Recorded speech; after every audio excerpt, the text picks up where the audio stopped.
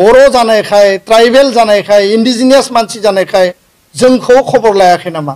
जोंनि बे घटनाखौ लानानै आसाम सरकारा इन्टारेस्ट गैया नामा? आसामनि मन्त्रि मल्लाया इन्टारेस्ट गैया नामा? आसामनि गिबि मन्त्रिया बिनि सायाव मानो जेबो बाथ्रा बुङा? फिन जास्टिस नागिरनानै सोमावफिननांगौनि थाखाय ओंखारनो बायद' जानानै फैगासिनो दङ। थांनाय 1.5 माससो सिगाङाव जायनाखि दुधनै ओनसोलाव जानाय हिरनमय खाख्लारिखौ बुथारनाय आरो बेजों लोगोसे सानै माइनर हिन्जावसाफोरखौ रेप केस खालामनाय नैबे जाथाया जोंनि सिगाङाव माखासे समाव गोबाङै गोसारदोंमोन। दा बेनि गेजेरावनो जोंनि गोबांथार माहारियारि आफादफोरा बाहागो लाहैदोंमोन। बेवहायनो मैखोमै आबसु आफादाबो बाहागो लाहैदोंमोन। दा बै समाव गोबांथार सुबुं गौमानि गेजेरजों बाहाय हान्जा सुरनाय हाबाफारिबो लादोंमोन। जिहेतु सरकारा बेनि सायावहाय मैखोमै माने जास्टिसखौ मोननांगौनि थाखाय जिहेतु मोनसे राहा खालामो बा जाय दायनिगिरि बेखौ जाय जिनाहारि खालामनाय आरो बेजों लोगोसे हिरनमय खाख्लारिखौ जाय गोबौ देगारजों बुथारनाय गाग्लोबनाय नैबेबायदि बाथ्रानि सायावहाय जास्टिसखौ मोननो थाखाय बेवहाय गोबां सोमावसारबोनाय जादोंमोन। सरकारखौ नारसिननाय जादोंमोन। नाथाय फैयै फैयै दासिमाव 1.5 मासआनो बारलांबाय। अब्लाबो बेनि सायावहाय दासिमबो जास्टिस नागिरनानै मोननो थाङाखै। आरो बेजों लोगोसे सरकारा बै जायनाखि जाथाय जानाय जायगायाव आगानसेबो सोरबा गावनि मानसिखौ दोनहराखै, सोरबा मन्त्रि DGPआ नुजाहैयाखै। नैबेबायदि बाथ्राखौ फरायसा आफादनि आफादगिरि दिपेन बर' बिथां सारा रोखायै फोरमायनानै होदों दिनैनि समाव। बाथ्राया साननो गोनां, जों बर' जाथिखौ फुरायै गादबनानै नासयनानै जानो थाखाय सानमारो नामा?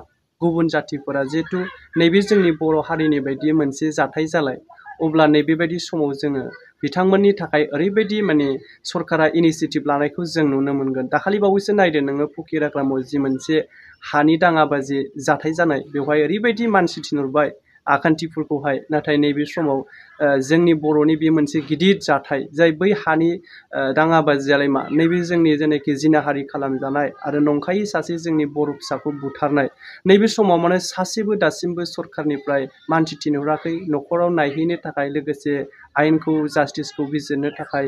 समाव गोबांथार जोंनि दैदेनगिरिफोरा फास्ट ट्रेक कर्टआवहाय बिजिरनो थाखाय, लोगोसे दायनिगिरिखौ फासि होनांगौनि थाखाय डिमान्ड खालामबोदों, हान्जा सुरबोदों। नाथाय दासिमबो बिनि सायावहाय सरकारा इनिसियेटिभ लानायखौ नुनो मोननाय जायाखै। दा बे समावहाय फुरायै माने नेबोयै दासिमबो बेनि सायावहाय राहा लायैनि थाखाय आबसुआ मैयानि समाव आफादगिरि दिपेन बर' बिथां सारा फोरमायनानै होदों। दिनैनि समावहाय बनजार लानानै रेलि खालामनाय जादों आरो बिनि उनावहाय जिहेतु सरकारा आखायाव लामारथारा, अब्ला बाहाय हांगार स्ट्राइक खालामनाय जागोन होननानै रोखायै फोरमायथिनानै होदों। दा बिथां सारा माबायदि बाथ्रा बुंखो नैबे भिडिअखौ नायलां आरो लोगोसे नोंथांमोना कमेन्ट खालामहर। भिक्टिम परियाल हिरनमय खाख्लारिनि न'खर आरो सानै माइनर गार्ल जाय बिथांमोनखौ रेप खालामनाय जादोंमोन, बिथांमोननि न'खरनो कम्पेनसेसन होनांगौ। हिरनमय खाख्लारिनो 20 लाख थाखा आरो बे भिक्टिम परियाल रेप खालामजानाय न'खरनो 5 लाख रां होनांगौ होननानै जोङो दाबि दैखांनाय जादोंमोन। किन्तु दिनै मे दाननि 3 आरो 5 निफ्राय दिनै जुन दाननि 23 तारिख प्राय 1.5 मास आरो बे 1.5 मासनि गेजेराव जोङो आसा खालामदोंमोन, मिजिं खालामदोंमोन जे आसाम सरकार, आसामनि जि सरकार दङ, बे सरकारा बिनि सायाव मोनसे जास्टिस, मोनसे न्याय होगोन होननानै। दिनै जोङो नुबाय जे लखिमपुराव सुनिल गगৈ कान्ड जादों, बेखौ लानानै DGPआ बाहागो लाहैदों, बेखौ लानानै मन्त्रिया थांदों। बेयाव माने ओरैबायदि परिबेस नुदों जे सुनिल गगैनि जाथायखौ लानानै बिथांमोना बिराद एक्टिभ।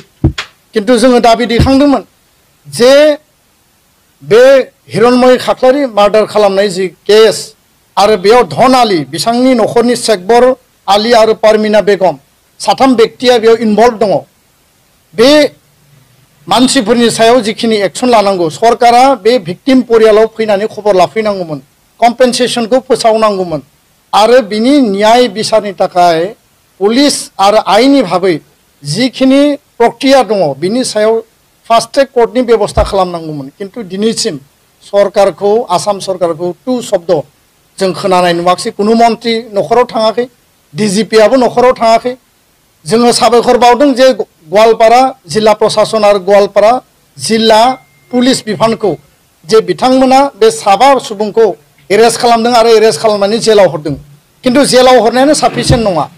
दिनै जेलाव हरबाय जेलाव हरनानै दिनै बिथांमोना बेल आपिल खालामदों जुदि मास मोनथामनि उनाव बेल खालाम गनानै आरोबाव जुदि एक्सन खालायोबा सोरखौबा बुथारोबा सोरखौबा रेप खालायोबा खारन धन आलिया थांनाय 2023 नि नभेम्बर दानाव राजमेलानि समाव आरोबाव सासे माइनर गार्लखौ माने रेप खालामदों रेप खालामनानै 3 मास जेलाव थानानै बिथाङा गबोदों गबोनायनि उनाव सेकेन्ड आरो गें रेप खालामदों गणधर्षण खालामदों सेकेन्ड टाइम आरो बिनि उनाव थार्ड घटनाया जाहैबाय हिरण्मय खाख्लारि आरो बिथांनि टीमा जेब्ला बिथांखौ गामियाव खबर लानो थाङो बिथांमोनखौ एटाक खालामनानै देगारजों सुनानै बिथांखौ बुथारनाय जादों दा बे सासे मानसियानो मोनथाम घटनानि माने बेजों बे मेन कालप्रिट मेन एक्यूज दा बेखायनो जोङो जि दाबि होदोंमोन आरो जोङो दुधनैनि जि रेली बे रेलीनि समाव जों एनाउन्स खालामनानै फैदोंमोन जुदि सरकारा बिनि थाखाय जुदि राइट जास्टिस होआब्ला खबर लायाब्ला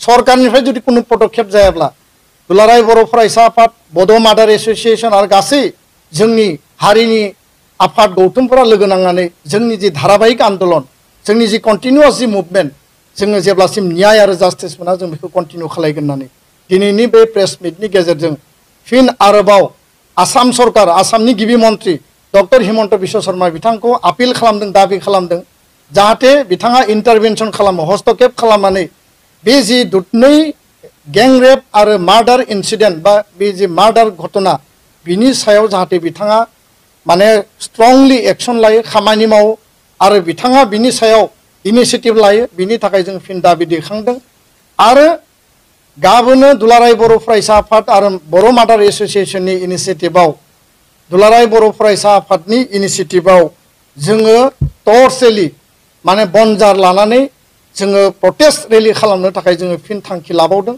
आरो बिनि नेक्स्ट उइकआव जुदि सरकारा जेबो इनिशिएटिभ लायाब्ला जोङो नेक्स्ट उइकआव जोङो आरोबाव जोङो हांगार स्ट्राइक खालामनो थाखाय जोङो बाध्य जागोन खारन सुनील गगৈ काण्डखौ लानानै आसाम सरकारा जेरैबायदि एक्टिभ डिजिपिआ थांदों मन्त्रिया थांदों दुधनै काण्डनि सिगाङाव गुबुन समाव आसामाव गोबां जायगायाव रेप इन्सिडेन्ट जादों मार्डार घटना जादों गें रेप इन्सिडेन्ट जादों आसाम सरकारा बिनि सायाव एक्सन लादों बेबस्था लादों जों नुदों बिनि थाखाय जों धन्यबाद बावो किन्तु दुधनै इन्सिडेन्टखौ लानानै आसाम सरकारा दिनैसिमबो तु शब्द बुंनायखौ जोङो गोसोआव दुखु मोनदों आरो जों खुद्रिदों आरो बेखाय जोङो बुंनो बाध्य जादों असमिया मिडियायावबो बे खोथाखौनो बुंनाय जादों जे बर' जानायखाय ट्राइबेल जानायखाय इन्डिजिनियास मानसि जानायखाय जोंखौ खबर लायाखै नामा जोंनि बे घटनाखौ लानानै आसाम सरकारा इन्टारेस्ट गैया नामा आसामनि मन्त्रि मल्लाया इन्टारेस्ट गैया नामा आसामनि गिबि मन्त्रिया बिनि सायाव मानो जेबो बाथ्रा बुङाखै